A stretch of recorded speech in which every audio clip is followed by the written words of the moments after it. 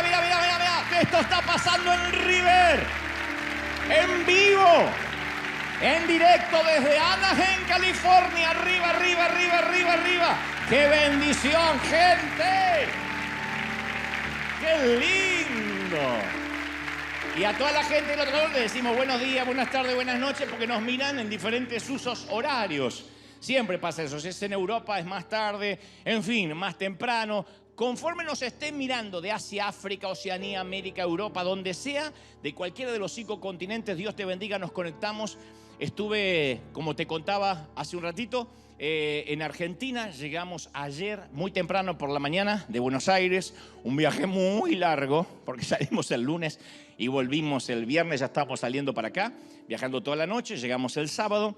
Es impresionante como tanta gente de este, mi querido país, me decía que se alimentó durante toda la pandemia con River, con los mensajes desde aquí. Y me decían, es increíble, nos has bendecido, la iglesia estuvo con nosotros. Pero ¿dónde íbamos? Era imposible caminar por la calle, era imposible ir a una pizzería, a un restaurante sin que la gente no se acercara y dijera, somos bendecidos. Pero no era tanto por el programa de televisión, sino por la pandemia, por lo que significó River con la pandemia. Y después, claro, tuvimos estas 2 maravillosas funciones en el Luna Park. No pude saludar a casi nadie, pero a todos les mando un enorme saludo de Argentina, donde estamos viendo estas imágenes maravillosas de Presidente, donde todo el mundo creía que era, algunos suponían que se trataba de una campaña política. No, era una conferencia de 2 horas en este inmenso estadio cubierto del Luna Park, donde las 2 noches no entraba ni un alfiler, completamente sold out. El miércoles y el jueves fue realmente maravilloso ver a tantos y tantos miles desde muy temprano, venían desde el interior del país, colmando ese estadio que me decían los titulares del Luna Park, hace años que no se llena así, ni siquiera con artistas famosos ni con bandas, lo cual significa que hay un hambre de Dios y una sed increíble. 2 horas, desde las 9 de la noche hasta la pasada las 11:10 de la noche, porque dura más o menos 2 horas, se proyecta al principio un cortometraje de 8 minutos y después 2 horas de conferencia donde vamos pasando las diferentes propuestas supuestamente presidenciales. Yo digo, juguemos en un universo paralelo de que soy candidato a la presidencia y entonces tengo solo 24 horas para aplicar 5 medidas de emergencia. Este muchacho es Gastón Pols. Es el director de una fundación que saca a muchos chicos de las adicciones y de las drogas, y toda la recaudación de los 2 días, toda la recaudación completa, no nos trajimos un solo peso ni un solo dólar, fue donada a esta fundación de Gastón Pols y se lo dimos para que él pueda bendecir a mucha gente. Ya van a empezar de todos los países. Y aquí en México, ¿a quién se lo vas a donar? Y aquí en Colombia, ¿a quién se lo vas a donar? No, estas porque son las primicias. Siempre las primicias, la primera vez que emprendemos algo, se los queremos sembrar a alguien, porque eso después trae grandes bendiciones. Muchos artistas que son famosos allí en Argentina. Ahí veíamos a Miguel Ángel Rodríguez, un gran actor. Este se llama Arturo Puig. Muchos actores, Gustavo Bermúdez, Verónica Varano, el Puma Rodríguez, que dijo, Dante, qué bendición, podría estar contigo. Así que estuvo ahí el Puma, maravilloso. Este también es un gran actor, Miguel del Cel, cómico. Unos cuantos que estaban allí que nos sorprendieron, que fue muy grato. Araceli González, modelo, actriz. Fueron muchos políticos del ámbito artístico y yo me siento muy feliz porque me di cuenta cómo el Señor fue cambiando también mi mensaje. Mi mensaje ya no es necesariamente para agradar al que ya está convertido, al que ya está dentro, pescar en la pecera, sino que está dirigido a todos aquellos. Ahí está Chris Méndez, pastor de Hillsong, el pastor Jiménez, un pastor muy conocido en Argentina, Gastón Pols de vuelta. Fue realmente impresionante lo vivido cada noche. Y yo sé que ustedes aquí en River estuvieron orando por mi salud, por las fuerzas, porque fueron 2 noches seguidas donde vinieron gente desde todos puntos del país, donde no podían creer el lleno total. Justamente en el estadio River, donde también hemos estado varias veces, 3 veces al menos, estaba Coldplay, una banda británica, a la misma hora. Sin embargo, esto no afectó para nada la multitudinaria asistencia y fue realmente maravilloso. Lo sorprendente es que toda esa gente estuvo ahí. No había músicas, no había músicos, no había otros invitados, eran 2 horas de conferencia, 2 horas de mensaje donde pasábamos por el hogar, el barrio, segundo lugar, valorar el tiempo, después dejar las cosas atrás, la vejez, la muerte y todos entre lágrimas y risas. Fue realmente extraordinario. Yo sé que ustedes estuvieron orando por esto y se los agradezco profundamente. Y la gente de prensa del Luna Park preparó un pequeño video cortito que creo que dura algo así de un minuto 20 o algo así, pero un poco resume rápido lo que pasaba y te lo quería compartir como familia. Mira.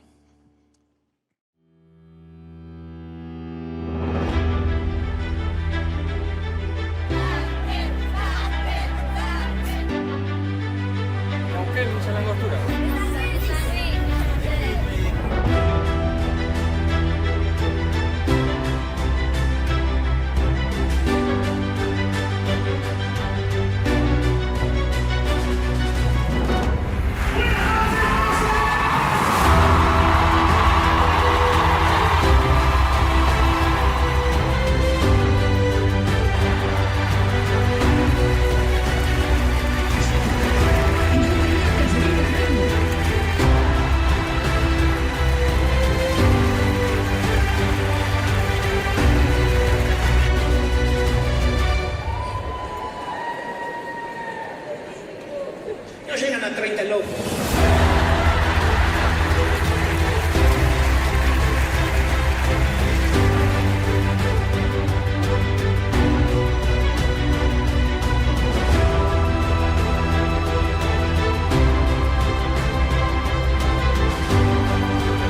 Muchas gracias. Buenas noches.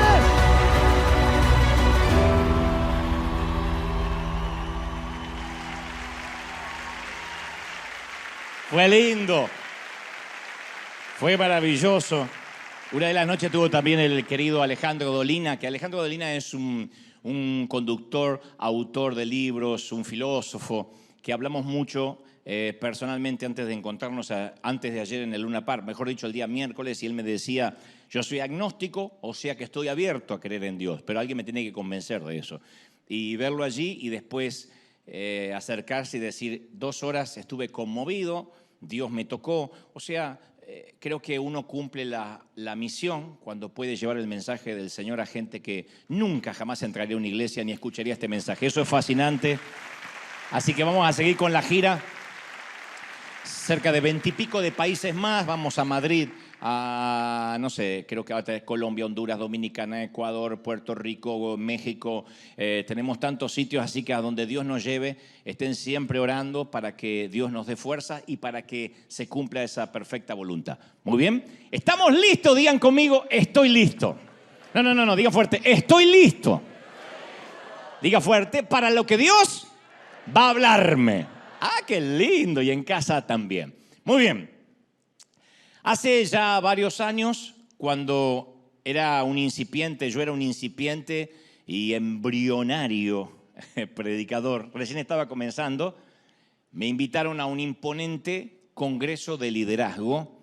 Por aquel entonces solo tenía 5 mensajes que yo iba alternando según el país al cual me invitaban. Siempre eran los mismos 5.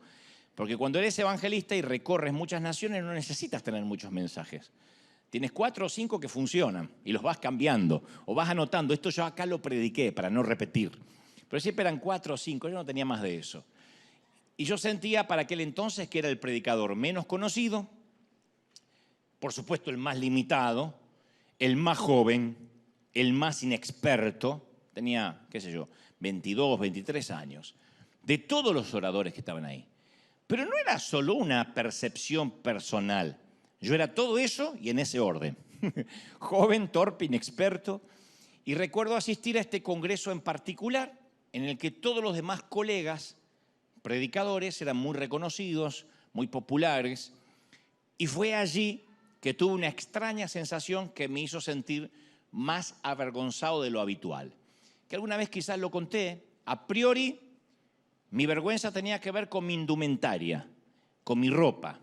Porque por esos años yo viajaba con mi multiúnico traje, con el traqueteo de las maletas, que cuando son de mala calidad se arrugan muchísimo. Hay unos sacos o trajes que uno los puede doblar y no se arrugan actualmente. Pero en ese entonces eran unos trajes que había que planchar. Así que sumado a la impericia mía a la hora de planchar, yo tenía un traje que lucía viejo, brilloso, deslúcido, obsoleto, de malísima calidad. Así que la primera noche del Congreso yo fui con mi traje todo brilloso. Lo bueno que hacía así y iluminaba a la gente de tanta plancha. Miré a mi alrededor y literalmente yo me sentía un indigente, ¿no? Asistían cerca de 1000 líderes, era un congreso de liderazgo, todos con unos trajes impolutos, impecables. Y todo el lugar olía a un perfume muy caro, así como en River Arena cuando entras y dices, qué rico olor, porque para los que no saben en casa hay un aroma dentro de River Arena que sale por los aires acondicionados para que la gente reconozca el olor de casa. Algunos no se dieron cuenta porque tienen menos olfato que un zorrino, pero la mayoría sí. Bueno, en ese sitio los perfumes no salían por el aire acondicionado, sino que uno podía sentir que toda la gente olía bien. La noche de la apertura predica un orador extremadamente elegante, aunque a mi gusto, hasta la fecha, algo barroco, muy cargado, ¿no? En su indumentaria. Tenía puesto toda la billutería de América Latina, para que lo puedan ver, traje a rayas, se asomaba un pañuelo así de 4 puntas, un Rolex en su muñeca derecha, un anillo, una alianza, un anillo en cada dedo, una cadenita que colgaba de su chaleco, así, en color oro, un pin con una paloma de plata, una corbata con el símbolo del tabernáculo y el arca del pacto y Moisés haciendo una ofrenda, un trabacorbata con forma de águila, una pulsera con un versículo bíblico, zapatos con lo que creo sería un bordado de un león en cada empeine, una cadenita por encima de la corbata con el logo de su ministerio en oro. Yo creo que hasta los calzones los tendría con una paloma de oro bordada, pero bueno, no puedo asegurar eso, pero era lógico que los calzones iban a coincidir. Y cuando subí al escenario, al stage, yo dije, Señor, ¿de verdad? ¿En serio? Yo me miré el traje mío, digo, ¿de verdad? Me trajiste acá con mi único traje azul brilloso, de tanta plancha, solo para avergonzarme. Me sentí muy avergonzado. Ustedes dirán, pero qué trivial, qué pueril. Pero en ese momento, un muchachito, con una estima todavía bastante dañada, muy inseguro, uno se siente mal cuando tiene que ser uno de los oradores del Congreso y el orador que te precede parecía literalmente Michael Jackson, ¿no? Entonces yo decidí que me iba a olvidar de la ropa y que iba a prestar atención al mensaje. Y traté de ocultar lo más posible con una Biblia grande que tenía ese entonces, mi lamentable, penoso, miserable, lastimoso, triste, pésimo, lastimero y pobre traje. Pero no es que estaba traumado, no. Estaba avergonzado. Y aquella noche el hombre nos exhortó a que vivamos en victoria, a que proclamemos que Dios nos quería ricos, prósperos. Él dijo, todo el mundo aquí tiene que salir emprendiendo algo. Yo pensaba, qué fácil es decir todo eso con semejante traje, ¿no es cierto? Porque el tipo estaba muy seguro. Y él eufórico, el público también estaba muy eufórico esa noche, empoderándose con el mensaje que aquel orador trajo en esa jornada. Al día siguiente por la mañana era mi turno. Dije, ¿qué traje me pongo? El único que había llevado. Eso es lo bueno, que no estás mucho en duda, ¿no? Me pusieron a predicar por la mañana porque cuando eres el novato siempre te ponen en un congreso en el horario matutino cuando hay menos público, ¿no? Cuando a la mañana muchos no se levantan, por las noches, la noche estelar. Pero en esos entonces a mí siempre me mandaban por la mañana, que algún trasnochado iba y los que se levantaban temprano. Pero sí había algunos de los oradores, los otros que estaban en el congreso escuchándome. Y como yo era tan joven e inexperto, no tenía aún grandes historias propias con Dios para contar, ni podía competir con el estilo de mensaje de la noche anterior. Sé que estás pensando, bueno, cada uno predica lo que tiene de parte de Dios. Sí, pero uno trata también de no desencajar. Si vas a un congreso de médicos, tienes que hablar algo respecto a la medicina en algún momento. Lo mismo si vas a un congreso donde hay hombres de negocios. Aquí se trataba de un congreso de empoderamiento, de poder, de victoria. Y yo no tenía mucha idea de qué hablar, especialmente después de haber escuchado al predicador de anoche. Pero sentí al Espíritu Santo diciendo en mi interior, háblales de tus fracasos. En eso eres bueno. Háblales de tus fracasos. No que soy bueno en fracasar, sino que soy bueno en contar mi fracaso, ¿no? O tal vez las dos cosas. Yo no sentí que era el momento, ni que era el lugar apropiado, pero visto y considerando mi pobre traje azul brilloso, sentí que nadie esperaba otra cosa de mí. Incluso Dios no esperaba otra cosa de mí. Así que decidí hablarles, contar un testimonio sobre el momento que había pasado hace relativamente poco, que mi pequeño mundo colapsó porque me habían despedido de una empresa en la cual yo trabajaba como un gerente muy joven, una empresa musical, y me habían acusado de ser un ladrón. Injustamente, claro, pero al cabo que me habían despedido por ladrón, porque decía que había un faltante en el capital de lo que se vendía, vendíamos instrumentos musicales, y me dijeron, creo que eso lo has robado de alguna forma, etcétera. La historia no la voy a volver a contar ahora, pero injustamente, pero me despidieron por ladrón. Y comencé a contar cómo eso me había quebrado, me había tirado a los pies del Señor, y con lo que he mantenido hasta la fecha. Miren, les dije, yo no soy el típico orador que están esperando en un congreso de este calibre, no soy el clásico ungido, solo un muchacho venido del sur del continente con un mensaje sencillo. Y pasé a contar el testimonio, de ahí construí o traté de construir el sermón o el mensaje. A mitad del mensaje, un silencio sepulcral inundó todo el santuario, porque ninguno de los predicadores de allí fue invitado necesariamente a hablar de sus fracasos. Así que yo no tenía idea de qué estaban pensando, qué estarían sintiendo, pero durante casi una hora les hablé de mis errores, de mis debilidades, de cómo mi pequeño mundo se tuvo que desmoronar para Dios poder tratar conmigo. Y como eso, que hasta ese momento era un aguijón, porque pasarían muchos años hasta que el dueño propio de la empresa, el mismo dueño de la empresa me dijera, Gebel, reconocemos que fue un error. Pero en ese momento no, todavía yo tenía el estigma de que me habían despedido por una malversación de fondos.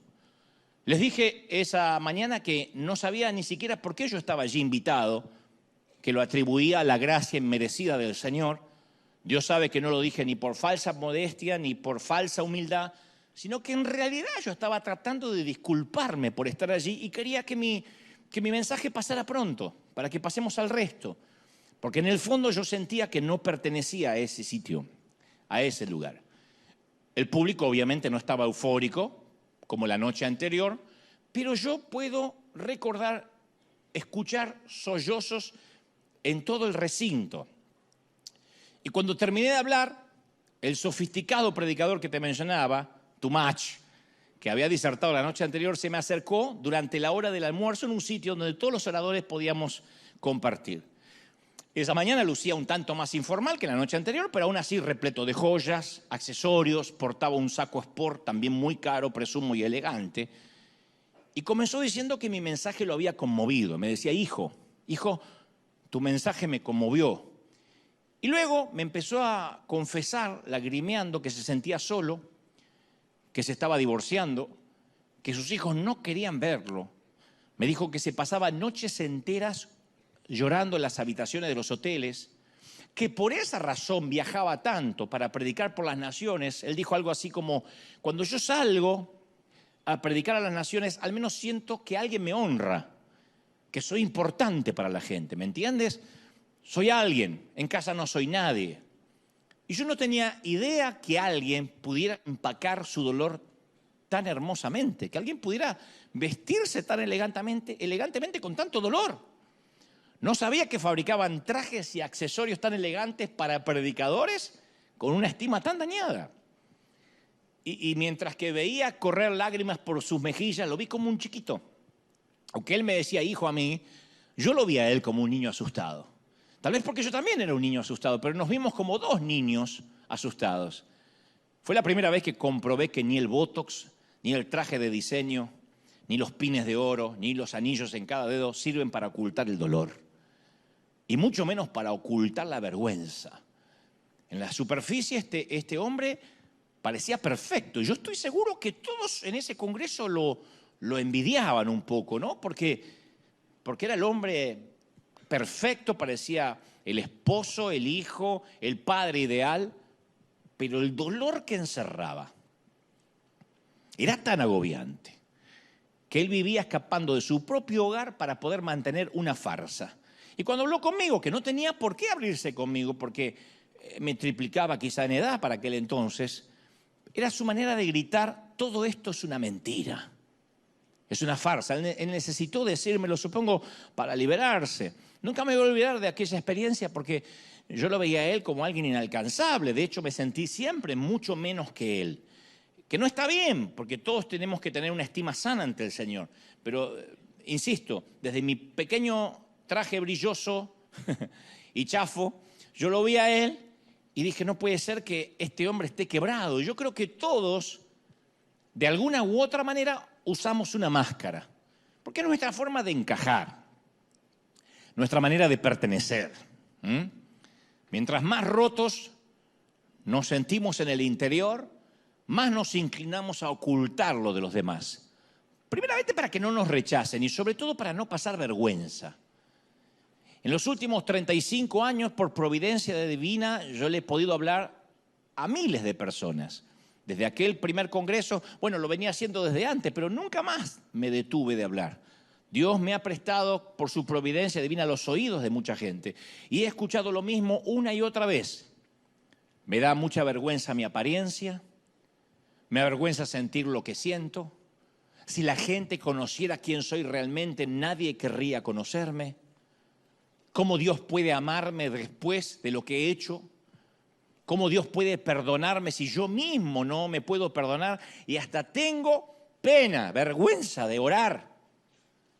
Y a mí me rompe el corazón que aunque Cristo murió para darnos libertad, los seguidores de Cristo a veces parecemos los más cautivos. Ni te cuento lo que se vive entre muchos oradores, porque yo he pasado más de 2 décadas recorriendo el mundo a muchos congresos, a muchas conferencias donde compartíamos el stage, el escenario, lo que sea. Y desde predicadoras que pedían un púlpito grande para que no se les vea el cuerpo porque estaban inseguras de su sobrepeso, hasta predicadores que querían guardaespaldas cuando nadie los quería atacar, nadie los quería secuestrar y ni los secuestradores estaban interesados en ellos, pero pedían guardaespaldas, hasta los que pedían un agua traída de los Alpes de no sé dónde, suizos, mineralizada con rocas de no sé dónde, de la roca de Jehová, de quién sabe dónde. Las cosas que hemos visto, hasta gente insegura. Y yo digo, todos, pero esto no es un patrimonio de los predicadores, esto es toda la gente. Los que van a los congresos, los que asisten, los que predican, los que tocan la música. Me ha tocado ver un montón de gente cautiva, tratando de ocultar siempre que están rotos. Creo que todo eso comienza cuando nos sentimos juzgados, como digo siempre, por los estándares de la comunidad cristiana, cuando queremos pertenecer, cuando queremos encajar.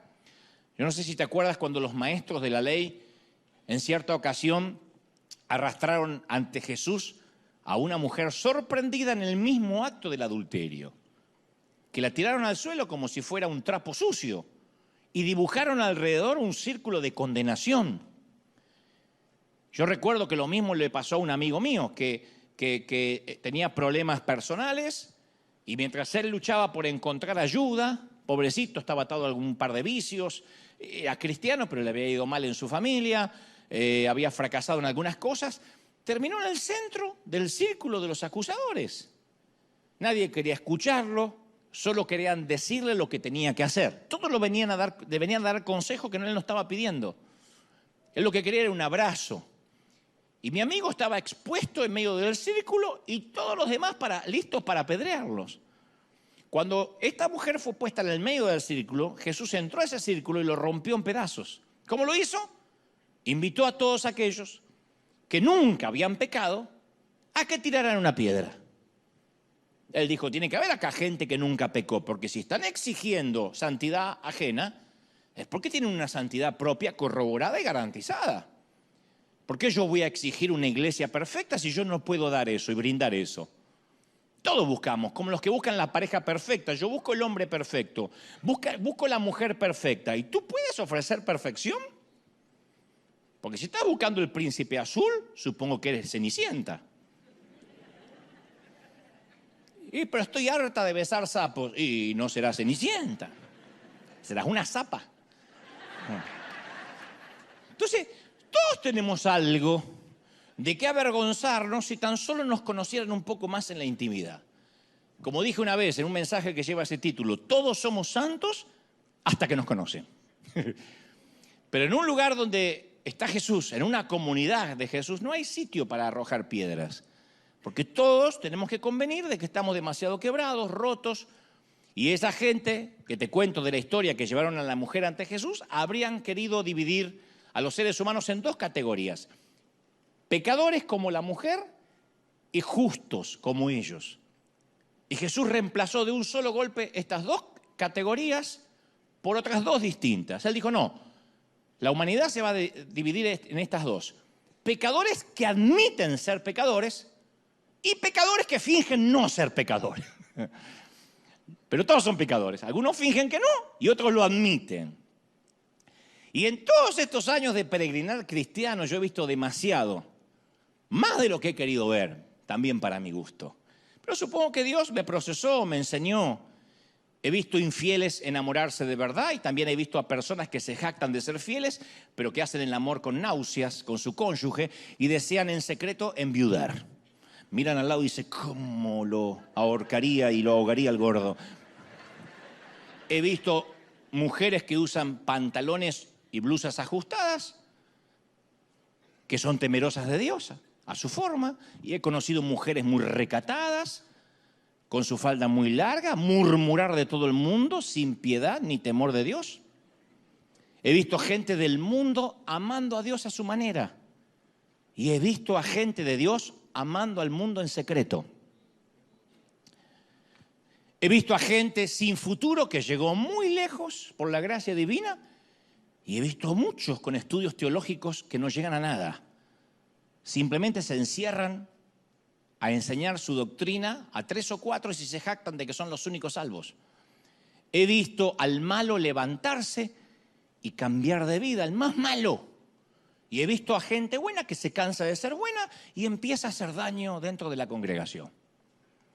He visto a líderes denunciando a otros líderes para tapar la propia lujuria que los consume en secreto y perdiendo el respeto de su propia congregación, que dice, wow, ya mi líder o mi pastor ya no habla de Cristo, está siempre mencionando nombres propios de otros pastores. Y he encontrado gracia y favor, más gracia y favor entre algunos católicos que entre muchos evangélicos que con alegría esperan ver arder a esos mismos católicos en el infierno. He encontrado más códigos de lealtad entre muchos ateos que en el propio ejército que decimos ser cristianos y a veces rematamos a los propios soldados heridos. Por eso digo siempre, no hay que confundirse. No todo es lo que parece. Detrás de los trajes caros, de los pines de oro, de las cadenistas de plata, también hay mucho dolor oculto. Y todos nos creemos santos y nos gusta arrojar piedras hasta que un día llega el Señor y escribe nuestros pecados secretos y ocultos en la arena pública. Y ahí realmente nos conocen. Pero nuestro instinto ancestral, nuestro instinto edénico, es esconder la vergüenza. Yo una vez te conté, Génesis 3:8 relata que con el viento de la tarde, el hombre y su esposa oyeron que Dios venía caminando por el jardín, así que con vergüenza corrieron y se escondieron entre los árboles. Fue la vez que habían pecado y como todas las tardes Dios venía a caminar y a hablar con ellos. ¡Qué maravilloso! No me lo pueden imaginar. Y en ese momento Adán y Eva hicieron algo que ningún otro ser humano habían hecho antes, se escondieron. Nunca habían escuchado la palabra, el vocablo esconderse, no existía. Esa palabra, esconderse, no formaba parte del vocabulario. Porque esconderse significa eso, fingir, disimular para tratar de encajar y que me quieran. Ellos tampoco conocían las palabras fingir o disimular. Porque todo lo que habían conocido durante toda la existencia era la alegría de estar vivos, de ser amados por Dios, de ser valorados. Y un día el pecado hizo que la primavera terminara, llega el crudo y álgido invierno y se acabó el Edén tal como lo conocían. La serpiente le dijo en Génesis 3:5, Dios sabe que el día que comáis del árbol, de este árbol prohibido, serán abiertos vuestros ojos y seréis como Dios, conociendo el bien y el mal. Ahora, hay muchas falsedades en Satanás, pero acá hay muchas verdades distorsionadas. Porque sí, la primera parte de la declaración era verdad. Le fueron abiertos los ojos. Cuando ellos comen del árbol prohibido, le fueron abiertos los ojos. Satanás tenía razón. ¿Y qué vieron? Su desnudez. Vieron su vergüenza. No, la vergüenza nunca les había afectado, nunca. Hasta ese momento. Y entonces escucharon a Dios caminando por el huerto. Un momento antes de que coman el fruto prohibido, ese habría sido el sonido más hermoso, más grato de sus vidas. Adán, te habla el Padre, ¿dónde estás? Eva, y ahora estaban los dos avergonzados. Nosotros conocemos esa sensación. Ellos no corrieron hacia Dios, no se tiraron a sus pies. No le explicaron qué hubiese pasado si se hubiesen tirado los pies de Dios a contarles lo que había ocurrido. En lugar de eso se escondieron, se alejaron, más tarde se empezaron a echar la culpa el uno al otro. El hombre echó la culpa a la mujer para variar y la mujer le echó la culpa a la serpiente. Y este es el triste y horrible legado del pecado. Que el pecado nos hace escondernos del único que puede ayudarnos, del único que puede salvarnos. La gente se va de las iglesias. ¿Saben por qué se van de las iglesias? La mayoría. Porque pecaron. Entonces lo primero que hacen es ir de la iglesia. No, es que metí la pata y no quiero ir más a la iglesia. Me siento mal cuando voy ahí. Entonces es como los enfermos que no quieren entrar al hospital porque se sienten muy enfermos para entrar. Y esa fue precisamente la intención de la serpiente, romper la relación que existía entre Dios y su creación. La mayoría de nosotros queremos escondernos, queremos huir o tratar de enmendar las cosas, arreglarlas un poco por nuestra cuenta. Luego entonces que arreglemos las cosas, iremos a Dios y le explicaremos todo. Pero primero déjame que arregle las cosas, Dios.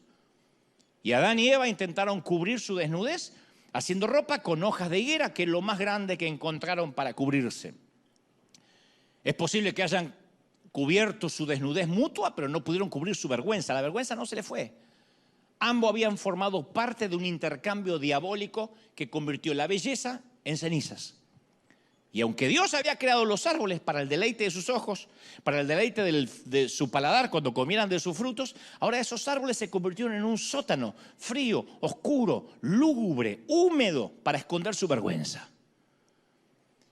Eso es lo que nos puede pasar actualmente. Venir a la iglesia y que la iglesia sea, en lugar de ser un spa espiritual, un sitio para decir, ayúdame Señor, no puedo más, y arrojar las cargas, a veces se convierte en un sótano donde esconderse. El mejor escondite para un carnal es una iglesia. Porque venimos, simulamos, decimos que está todo bien, fingimos que todo funciona perfecto en nuestras vidas, y lo que debió ser un Edén se transforma en un sótano, un sitio donde escondernos. La gente se suele esconder en la iglesia. Suele ir a las congregaciones a simular que es santo para tratar de compensar el desastre que ha hecho afuera.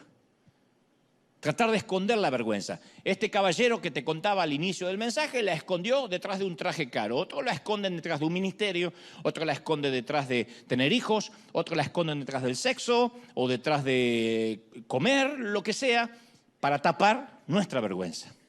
Perfume barato. Así huele la vergüenza para mí. Siempre sentí la vergüenza como un perfume barato.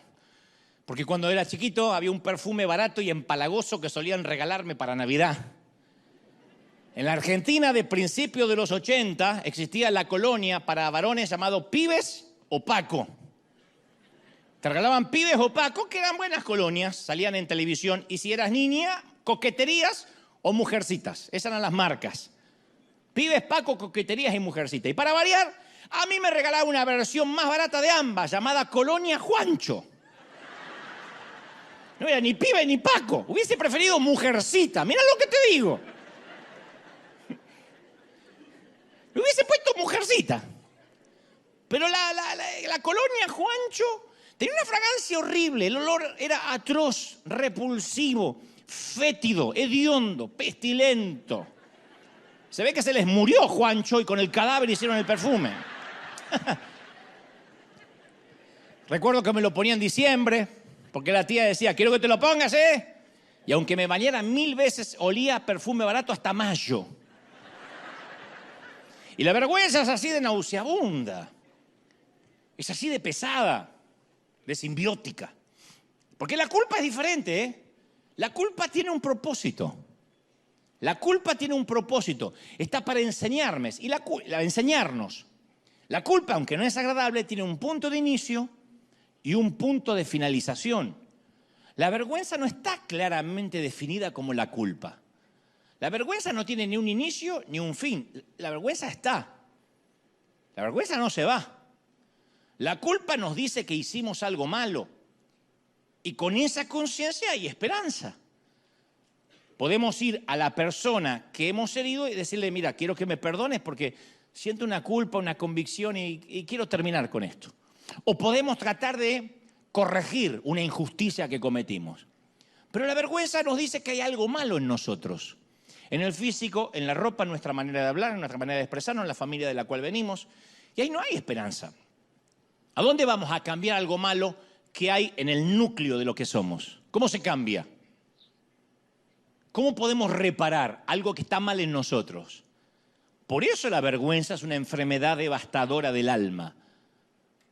Porque nos dice que tenemos que escondernos hasta que se pase el aroma del perfume barato y no se va. No se va. La vergüenza nos dice que no pertenecemos a un lugar. Nos dice que si la gente supiera realmente quiénes somos, nos odiaría. La culpa debió haber sido la reacción apropiada de Adán y Eva a su trágica desobediencia en el huerto del Edén. Pero fue la vergüenza, el aliento del infierno con los que lo cubrió la serpiente. Entonces la culpa, insisto, puede ser una puerta. La vergüenza es una calle sin salida. La vergüenza es un callejón sin salida, no se sale. Yo he tenido muchos momentos vergonzosos en mi vida y uno no se los puede sacar de encima. Pasaron años, como te conté hace unos mensajes de atrás, un día que estaba predicando, ya unos años después, en Bolivia, hago así con el micrófono y se me vuela un diente y le va a pegar, ¡pum!, en la frente a la esposa de un pastor, ¡pum!, que la mujer agarró el diente y lo guardó, fue peor todavía para mí. Terminó como Luis Miguel cuando los tenía separados los dientes así, pero me salió un pitido el resto del mensaje. Una cosa espantosa, me lo tapaba así.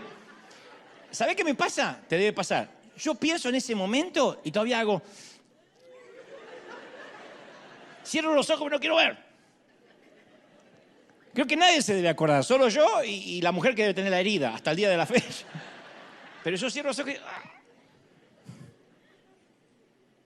El Evangelio de Marcos nos presenta el relato de una mujer que se aferró a la esperanza cuando estaba llena de vergüenza. Es el único caso de una mujer que tenía vergüenza, porque todas las demás personas que se acercaron a Jesús tenían culpa, una carga, un aguijón. Esta es una mujer que tenía mucha vergüenza. Marcos 5:25 dice, había una mujer que hacía 12 años, las mujeres comprenden más esto que nosotros los varones, padecía de flujo de sangre, 12 años reglando, 12 años indispuesta. Y había sufrido mucho, había ido a muchos médicos, gastado todo lo que tenía y nada lo había aprovechado y cada día iba peor. Imagina lo ojerosa que debía estar, lo esquelética, cómo se empezaba a poner anémica, 12 años, perdiendo sangre. Hoy es difícil de comprender lo que esto inclusive significaba para esa mujer en la cultura, porque hoy sería incómodo, enfermizo, patético, muy patológico, por cierto, pero en aquel entonces se sumaba la carga cultural. La mayoría de los teólogos concuerda que su condición era probablemente una hemorragia de útero, para lo cual no había operación, no había intervención quirúrgica en aquel entonces, una hemorragia de útero. Y esto la convertía en impura. Y las ramificaciones de esa impureza ceremonial eran enormes para una mujer judía. A una mujer hebrea que era impura se convertía en una paria, literalmente hablando. Uno va a Levítico, las leyes ceremoniales de higiene y de asepsia que había en Israel, y Levítico 15:25 dice, la mujer cuando sufriere el flujo de su sangre en el tiempo de su costumbre, o cuando tuviere más sangre que su costumbre, dice Levítico, estamos hablando de 2, 3 días, 4 días lo sumo, será inmunda en los días de su costumbre. Son 4 días, 5 días como sumo, inmunda. Toda cama donde durmiere, teniendo el flujo, que es la cama de sus costumbres, todo mueble donde se sentare, será inmundo. Nadie se sentará en un mueble donde ella se sienta, en una silla donde se sienta, nadie tocará los utensilios que ella toque, nadie dormirá en la cama donde ella duerme. Cualquiera que tocare esas cosas también será inmundo. Y deberá lavar sus vestidos, asimismo se lavará con agua y será inmundo hasta la noche. 12 años con esta ley ceremonial. Esta mujer no se acercaba a los hijos, no podía cocinarles, no podía tocar un utensilio, una cuchara, un tenedor. Y en su desesperación había gastado cada centavo intentando encontrar una cura. Entonces no solo no se sentía mejor, sino que estaba quebrada y su estado estaba empeorando. Estaba desesperada. Había oído hablar de un hombre que sanaba a la gente. Puedo imaginar que pensó, esta es mi única oportunidad. Porque en su época había una superstición común referente al poder que una persona podía transferir a través de sus ropas. Así que ella solo tenía que tocar el borde de las prendas de manera que dice, si me acerco voy a ser sanada. Lo que lo hacía atractivo a esto es que la sanidad podía ser anónima. Porque esta mujer lo que tiene, además de la enfermedad, es vergüenza.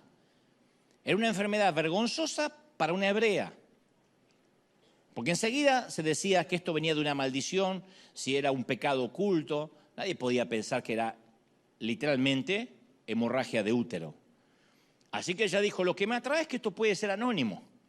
Ella podía deslizarse, tocar su túnica y después desaparecer entre la multitud. La vergüenza le dijo que ella no pertenecía, pero estaba desesperada por tener una esperanza. Y Jesús llegó a la ciudad. Ella oyó el ruido mientras se ocultaba, como siempre, como una indigente, en un callejón tranquilo. No era el ruido de una multitud tumultuosa, ni el ruido de los soldados romanos, de los soldados del imperio cuando cabalgan por la ciudad. Era el sonido de la esperanza. Así que esperó a que pasara toda la multitud y luego se abrió sigilosamente paso para acercarse a él. Yo me imagino que su mente corría a toda velocidad. ¿Y si alguien me ve? Porque muchos conocían que estaba inmunda. ¿Y si alguien me reconoce? O lo peor aún, ¿y si lo toco y dejo inmundo al Mesías? ¿Cómo voy a seguir viviendo? Nosotros hemos vivido la pandemia, el peor momento de la pandemia. Yo recuerdo cuando todo el mundo estaba de pésimo humor porque no sabías qué te contagiaba y qué no. Y cuando todo el mundo tenía miedo a morir. Y cuando ibas a un supermercado y te gritaban y te trataban mal si te querías llevar un bistec de más, porque tenían miedo que hubiese un desabastecimiento global. Por alguna razón, cuando se desata la pandemia, se desaparecieron los papel higiénicos de todo el sitio, como que parecía una pandemia de diarrea, porque no entiendo por qué. Y el agua desapareció. Y un mal humor, porque no sabías qué te contagiaba. Escuchabas a alguien estornudar y era terrible. Un gas hubiese sido más respetado que un estornudo. ¿Por qué? Porque teníamos miedo de que estuviera inmundo.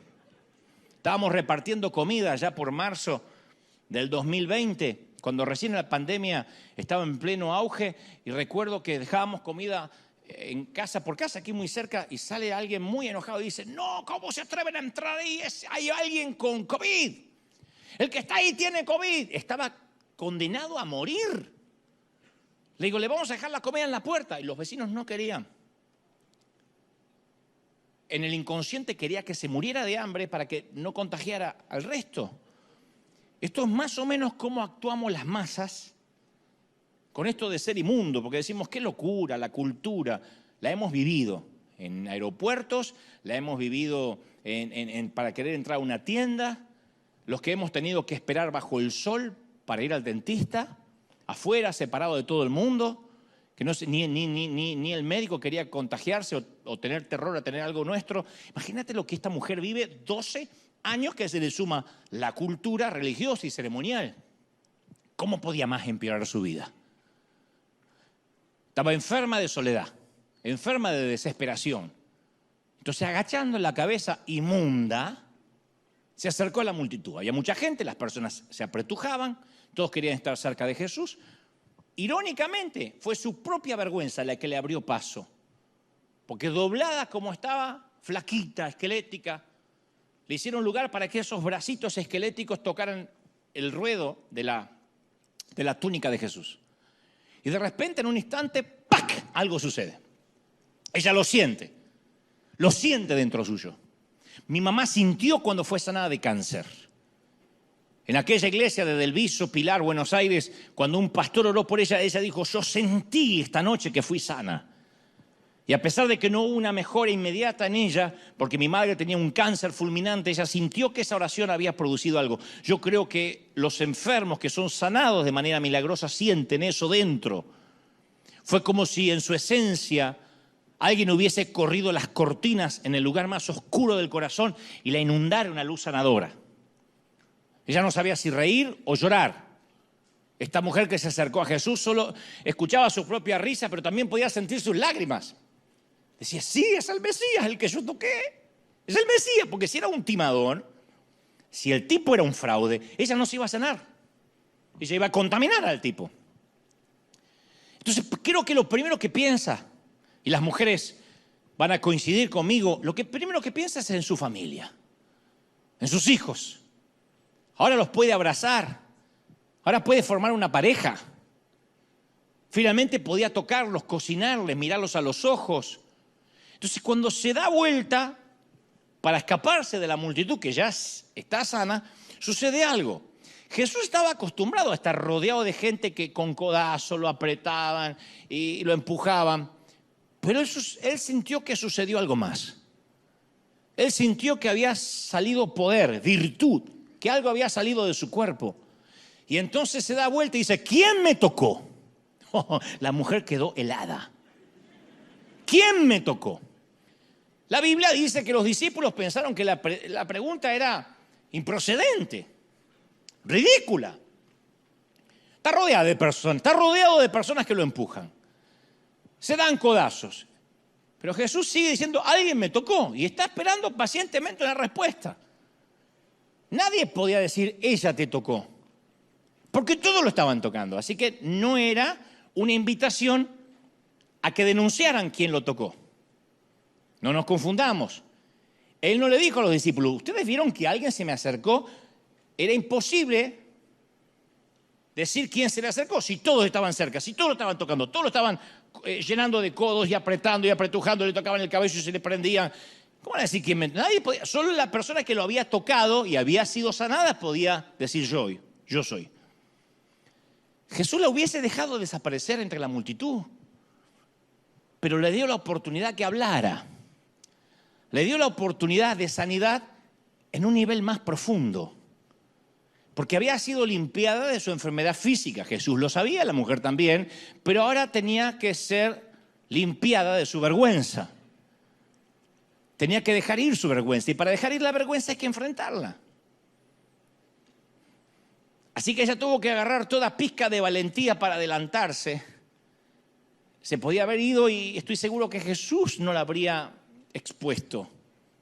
Pero se acerca y le cuenta a Jesús toda su historia, delante de todos los curiosos que estaban ahí. Que no es una historia para contar con testigos. No andas contando que tienes problemas en la próstata, que tienes hemorroides, que eres frígida, que son temas que son demasiado privados. Diría Jesús, ¿tendrías un momento? Nos encontramos en el aposento. No, ahí. Y él le dice, hija, tu fe te hizo salva. Ve en paz, Marcos 5:34, y queda sana de tu azote.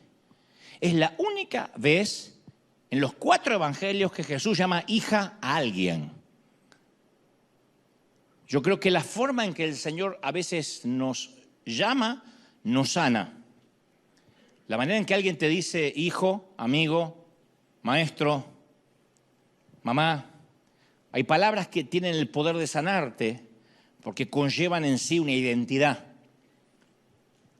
Yo una vez prediqué que tengo muy claro cómo funciona la Trinidad, que Padre, Hijo y Espíritu Santo, los tres son uno, pero muchas veces yo sé que estoy hablando con el Padre porque necesito un Padre. Y muchas veces yo sé que estoy hablando con Jesucristo porque necesito ese fuego para predicar, para salir, para enfrentar religiosos, y otras veces sé que es el dulce Espíritu Santo. Puedo diferenciar sus personalidades. Y esos acuden a mi sitio de oración conforme lo que yo estoy necesitando. Cuando necesito consuelo y simplemente estar en silencio o llorar o no tengo palabras, es el Espíritu Santo que gime dentro mío con gemidos indecibles y dice, Padre, hoy no puedo orar. El ganso no le salen las palabras, así que deja que yo interceda por él. Y me llena. Entonces aquí le dice Jesús, hija. Es una de las palabras más tiernas que jamás Jesús, por lo menos no hay registros en los evangelios de que haya dicho hija a alguien más. Y cuando le dice hija, yo creo que ahí mismo se le disipó la vergüenza como el sol matutino disipa la neblina de la madrugada.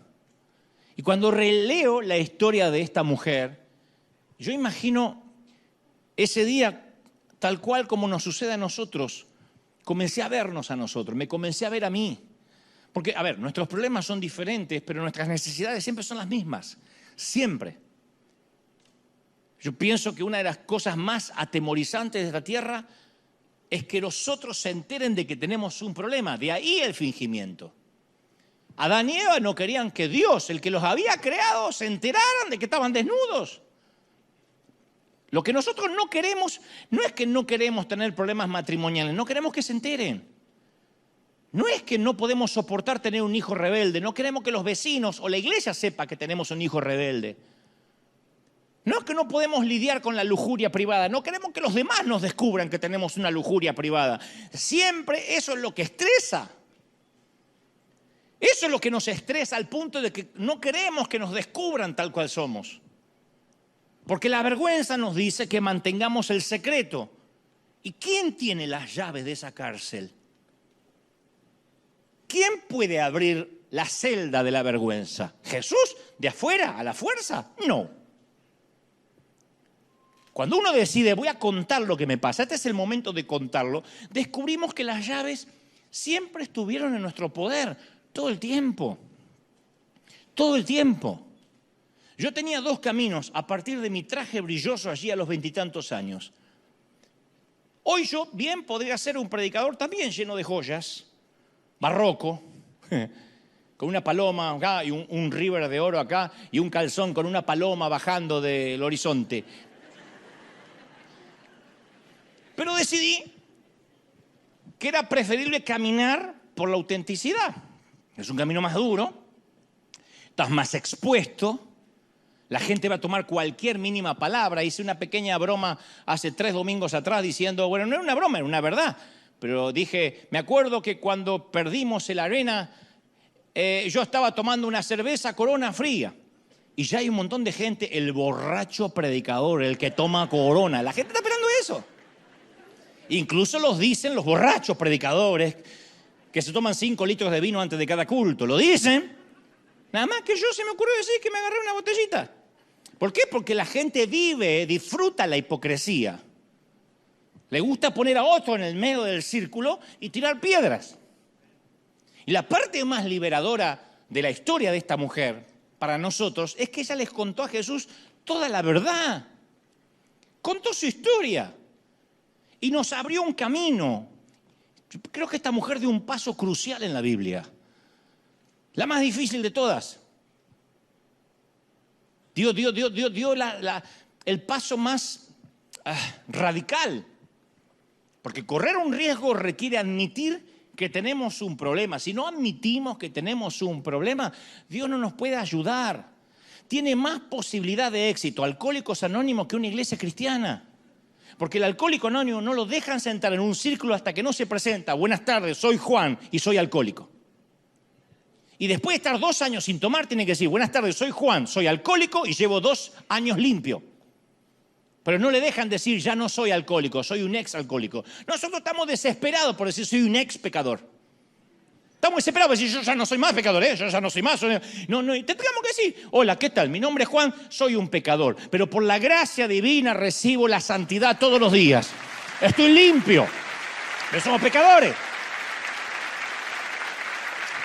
Por eso con vergüenza es difícil, porque la vergüenza dice, no te arriesgues, te van a liquidar. Pero todo depende de cuán desesperados estemos. Yo creo que a veces la desesperación de estar sana en esta mujer después de 12 años hace que la vergüenza sea nimia. Alguien me dijo una vez, te lo dije la vez pasada, que cuando el dolor de permanecer como estás es más fuerte que el dolor de cambiar, entonces estás listo para cambiar. Cambiar duele. Permanecer así duele más. Fingir cansa. Yo no me voy a cansar de decirlo esto y lo digo a través de las redes. A toda la gente cansa fingir. No entiendo por qué fingimos. Y me incluyo. Uno debería decir, este soy. A ver, autenticidad no significa falta de privacidad. No creo que se confunda. Algunos confunden autenticidad con grosería. Entonces maltrata a todo el mundo porque así yo soy auténtico. No, eres un maleducado, auténticamente maleducado. Yo no confundo autenticidad con grosería. No dejo de ser un caballero. Nadie debería dejar de ser una dama por ser auténtica. Y tampoco confundir autenticidad con falta de privacidad. Porque que yo sea auténtico no te va a abrir la puerta de mi baño, no te va a abrir la puerta de mi habitación. O sea, mi privacidad, mi vida privada es mi vida privada, tu vida privada es tu vida privada. Yo estoy hablando de simular una vida privada o pública que no tienes. Eso es falta de autenticidad, eso es fingir. Después no estás obligado a contar todo lo que te pasa. No estás obligado a contar todo. En cierta ocasión Dios le dice a Samuel que unja a David como rey sobre Israel. El detalle es que en ese momento había otro rey que era Saúl. Dios le dice, sí, pero yo a él lo deseché como rey. Quiero que unjas a otro. Sí, pero el detalle es que era en la cultura, todavía el otro seguía en el trono. Entonces Samuel se preocupa porque no podía ungir a otro rey habiendo otro rey en el trono. Su cabeza podía rodar por la arena tan pronto Saúl se enterara. Le dice Jehová, si yo voy camino a ungir al nuevo rey, que Dios le dijo que lo buscara entre los hijos de Isaí, y me sale de camino Saúl, y me pregunta, ¿dónde vas? ¿Qué le digo? Porque él era asesor del otro rey. No te olvides que Samuel fue el puente entre dos gobiernos, entre Saúl y David. Él era asesor del rey que estaba. En efecto. Dice, ¿qué le digo? Y ahí Dios enseña el principio de la privacidad. Dios le dice, dile que irás a ofrecer sacrificio a Jehová. Ustedes dirán, ¿y Dios le pidió que mienta? No. Cuando él tenía que ungir como rey a David, luego de tirar el cuerno de aceite sobre el elegido, él debía presentar un sacrificio a Jehová. Lo que Dios está diciendo, no tienes que contar todo lo que vas a hacer. ¿A dónde vas? A ungir un rey. Al baño a hacer número 2 y a hacer un sacrificio. No cuentes todo. El principio de la privacidad. El principio de la privacidad es no tienes que contar todo. Técnicamente, ¿Samuel iba a ofrecer el sacrificio a Jehová? Sí. Después que ungiera al otro como rey. Pero yo aclaro esto porque algunos creen, sí, voy a ser auténtico y tengo que contar todo. No, hay que saber elegir a quién le abres el corazón. Saber con quién vas a confesar tus pecados. Porque hay gente que podría usar eso en tu contra. Tú tienes que saber bien a quién le abres el corazón. El Señor tenía diferentes círculos. No le hablaba lo mismo a los 120 que a los 40, que a los 12, y entre los 12 a su 3 y a su 1. No todos estaban listos para todo y hasta dijo, hay cosas que ustedes no están listos, hay conversaciones para las cuales no están listos. Así que no te las voy a decir todavía porque mi padre no me permite que se las revele. Ninguno se enojaba, no decían, qué falso, qué hipócrita. No, privacidad. Pero no confundamos privacidad con ser falso. Yo llegué a ese momento en mi vida ya a finales del año 2001. Había un caos en Argentina y realmente yo no sabía qué me pasaba a mí. Yo me sentía que había perdido el favor de Dios. No era así, era mi percepción. Y si hubiera en ese momento podido identificar un pecado cometido, lo hubiese confesado. Pero no era el caso, sino que en lo profundo de mi ser, por alguna razón yo me sentía indigno. Y yo sé que esto te suena familiar. A veces uno se siente indigno, con mucha vergüenza hasta ante Dios. Y uno vive con la sensación de que uno nunca es lo suficientemente bueno. Y la vergüenza nos mantiene fingiendo y aislados. Decimos, ¿quién soy yo para hablar, para decir algo? No nos sentimos libres para hablar en público porque pensamos que en algún nivel nos están juzgando. Yo recuerdo esa época que después, por providencia divina, Dios en su misericordia me sacó. Pero me sacó porque las llaves del lado de adentro de la celda las tuve yo y dije, basta. Y aquel día las cosas pudieron haber sido diferentes para esa mujer. Porque si hubiese ido directamente hasta Jesús, pero hubiese sucumbido a último momento por las voces interiores que le decían, no, estás inmunda, no lo toques, habría vivido el resto de su vida enferma y se hubiese muerto de hemorragia. Pero oyó que había alguien que sanaba a la gente, que era Jesús. Acudió al único que podía cambiar su vida. Y me encanta que fue directo a Jesús. No fue a algún líder para que se lo presente. Porque a veces nos inclinamos a ir a un pastor o a un líder antes de ir directamente al padre de esos líderes.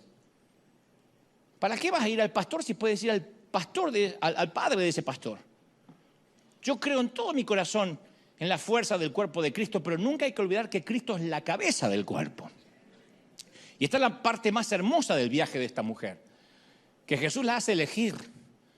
Podía haber recibido la sanidad y desaparecer entre la multitud. Sin embargo, la mujer optó por hablar. Decidió contarle su historia a Jesús y recibir una bendición mayor. Cuando dijo Jesús, ¿quién me tocó? Ella podría haberse ido, insisto.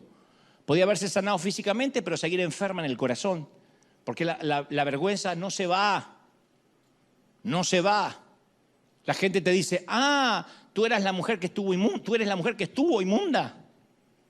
La vergüenza puede ser por nuestro pasado, por lo que hicimos, por un aborto, por un divorcio, por una separación, por una orfandad, por un padre golpeador, por un abuso, por una violación.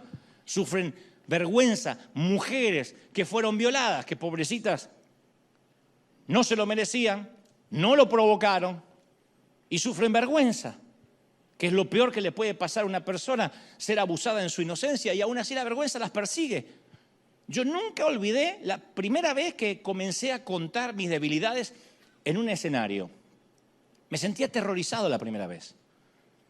Porque de donde yo vengo, donde fui criado, una multitud de apedreadores siempre están esperando cualquier cosa para usarla en mi contra.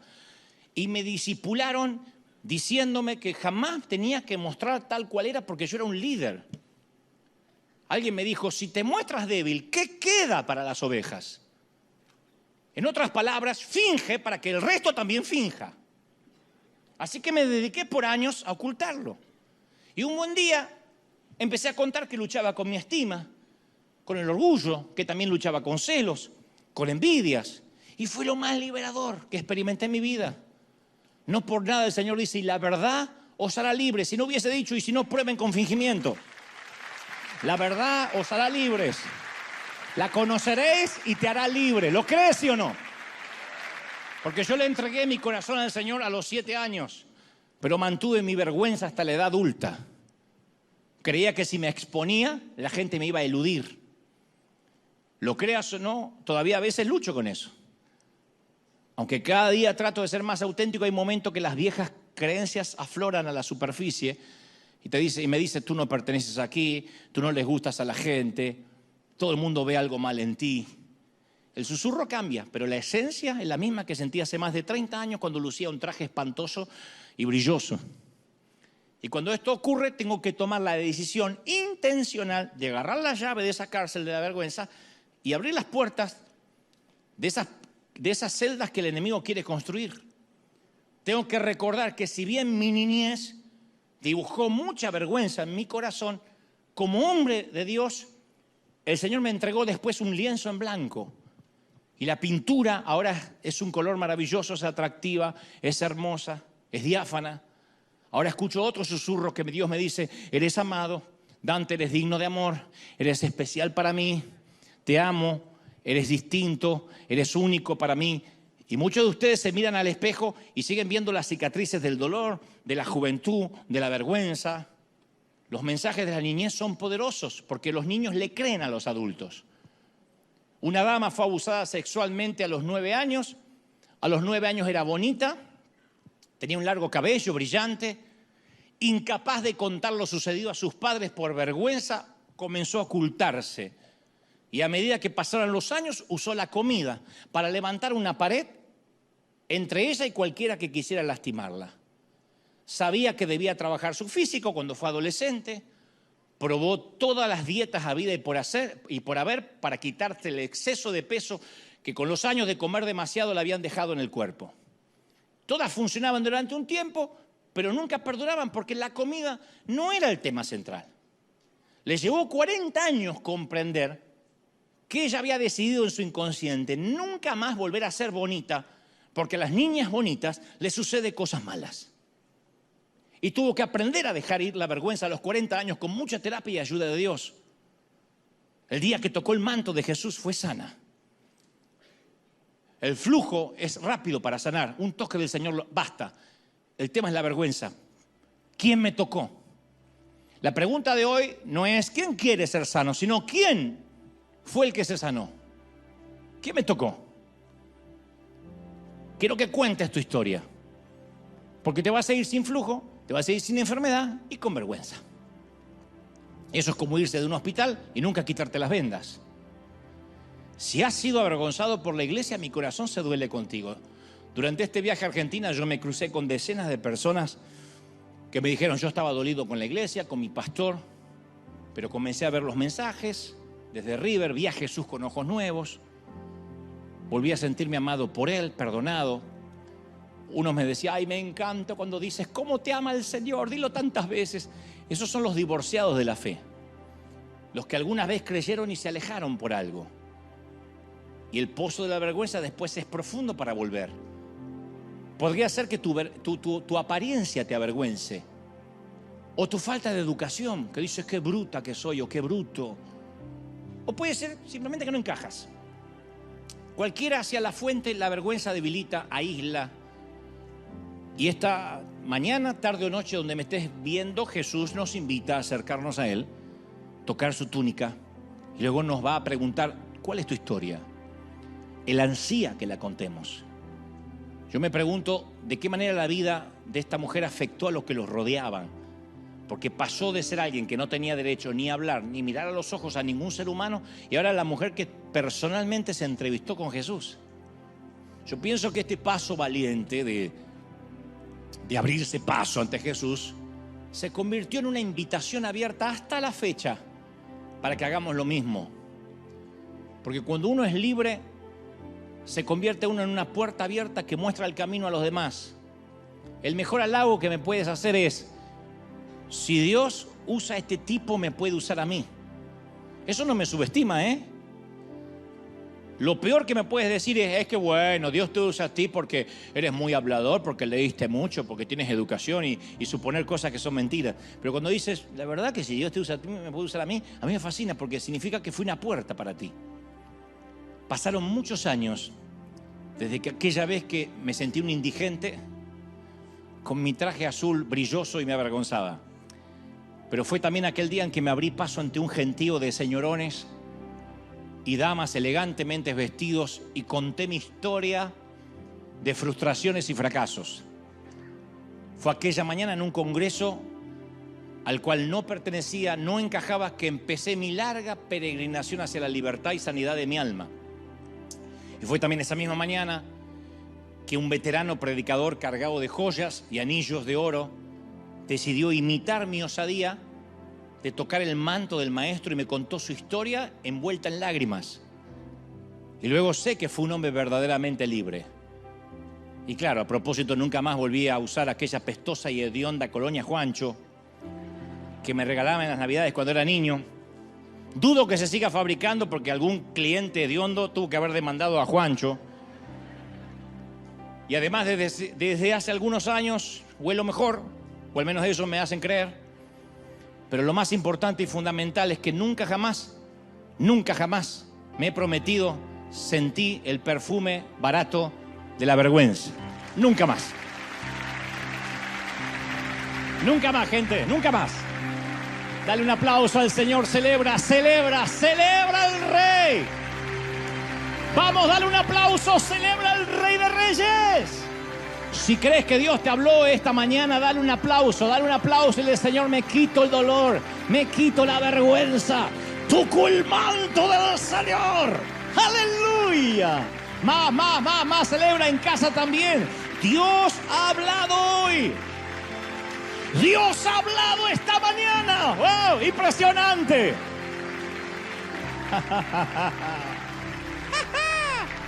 Di conmigo: Señor Jesús. Fuerte: Señor Jesús, entra en mi vida. Perdona mis pecados. Fuerte: anota mi nombre en el libro de la vida. Te recibo, Señor, como mi Salvador. Levanta tus manos. Quiero orar por todos, aquí y en casa. Quiero orar por todos. Quiero que ores conmigo también, porque yo solo voy a orar, pero la llave de la celda de la vergüenza la tienes tú. Tú tienes el poder todo el tiempo de salir de ahí. Dile: Señor, quiero contar mi historia, quiero ayudar a otros. Quita del profundo del arcón, de lo profundo del closet, del ropero, aquellas historias que has escondido bajo polvo. Y dile: Señor, yo hoy no solo tocaré tu manto, sino que levantaré la mano cuando preguntes quién fue. El Señor dice: ¿quién fue que tocó mi manto? ¿Quién fue que se atrevió a quitar virtud de mí? Dile: Señor, yo soy. Mi desesperación es tan grande que yo he venido desde lejos para ser libre del azote de hace 12, 15, 30, 20 años, 3 meses, días. Uy, todos orando. Vas a ser libre esta mañana. El Señor me dice: hay libertad. Hay libertad. Donde está el Espíritu de Dios hay libertad. Conoceréis la verdad y la verdad te hará libre. Y el Señor hoy está librando cadenas. El Señor está quitando cerrojos de bronce, cerrojos de acero, quitando las ataduras. Yo sé que algo ocurre. Padre, desde aquí, desde Anaheim, estoy orando por toda la gente, por la Argentina querida que acabo de visitar. Bendice a todos esos compatriotas que están sufriendo, peleando, luchando contra la inflación, contra la economía, contra los malos gobiernos. No solo bendigo a Argentina, sino México hasta Tierra del Fuego, toda la región, todo Centroamérica, todo Latam, todo Latinoamérica. Bendice, sopla Dios sobre ellos. Oramos por la Unión Americana, los Estados Unidos de América. Vamos a orar por nuestros amigos asiáticos. Vamos a orar ahora por Oceanía. Vamos a orar por Europa. Dios está haciendo algo, no solo aquí, sino en todos los continentes, y se desata un manto de autenticidad. Padre, perdónanos si hemos arrojado piedras dentro del círculo. Perdónanos por exigir santidad cuando no podemos ofrecerla.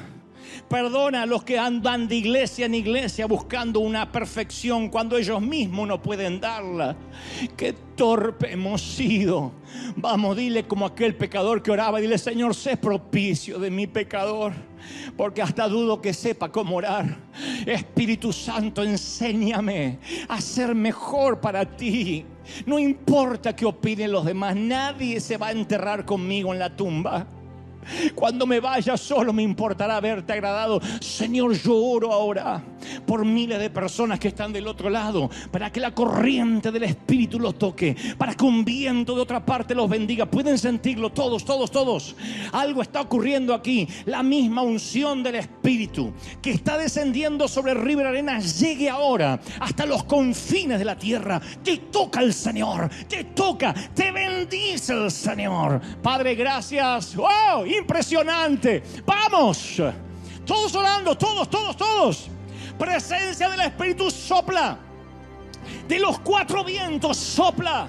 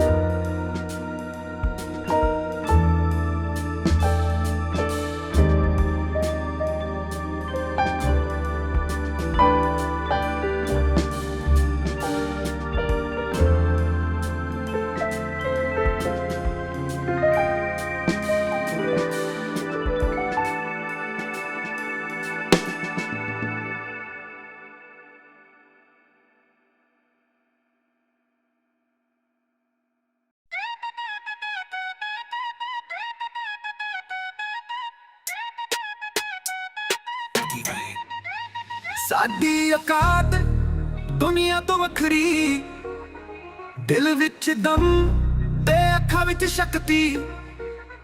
ਜਿੱਥੇ ਵੀ ਲੰਘੇ ਛੱਡ ਦੇ ਰੌਣਕ, ਪੰਗਾ ਲੈ ਕੇ ਵੇਖ ਕਰਦੇ ਸਭ ਨੂੰ ਸ਼ੌਕ।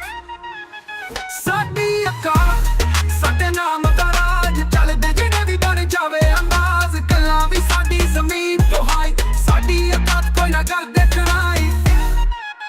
ਸ਼ਹਿਰ ਦੇ ਵਿੱਚ ਵੀ ਸਾਡੀਆਂ ਗੱਲਾਂ ਮਸ਼ਹੂਰ, ਸਾਡੀ ਚੱਲ ਚੱਲਦੀ ਜਿਵੇਂ ਹਵਾ ਦੀ ਧੂੜ। ਦਿਲ ਵੀ ਰੱਖਦੇ ਸਾਫ਼ ਤੇ ਵੱਡਾ, ਪਰ ਪੰਗਾ ਲਿਆ ਤਾਂ ਕਰਦੇ ਜੱਡਾ। ਸਾਡੀ ਔਕਾਤ ਸਾਡੇ ਨਾਮ ਦਾ ਰਾਜ, ਚੱਲਦੇ ਜਿਹੜੇ ਵੀ ਬਣ ਜਾਵੇ ਅੰਦਾਜ਼। ਗੱਲਾਂ ਵੀ ਸਾਡੀ ਜ਼ਮੀਨ ਤੋਂ ਹਾਈ, ਸਾਡੀ ਔਕਾਤ ਕੋਈ ਨਾ ਕਰਦੇ ਟਰਾਈ।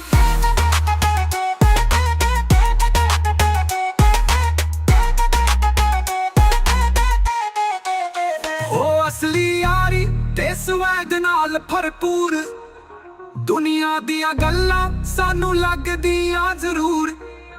ਜਿੱਥੋਂ ਵੀ ਗੁਜ਼ਰੀਏ ਬਣ ਜਾਵੇ ਬਾਤ, ਸਾਡੀ ਔਕਾਤ ਦੁਨੀਆ ਵੀ ਕਰਦੇ ਸਲਾਮ। ਸਾਡੀ ਔਕਾਤ ਜਿਵੇਂ ਸੂਰਜ ਦੀ ਰੋਸ਼ਨੀ, ਦਿਲ ਵਿੱਚ ਜਜ਼ਬਾਤ ਤੇ ਦੁਨੀਆ ਦੀ ਖੁਸ਼ੀ। ਗੱਲਾਂ ਵੀ ਬਣੀਆਂ ਤੇ ਸਟਾਈਲ ਵੀ ਅਲੱਗ, ਸਾਡੀ ਔਕਾਤ ਦੁਨੀਆ ਵੀ ਕਰਦੇ ਨਜ਼ਦੀਕ।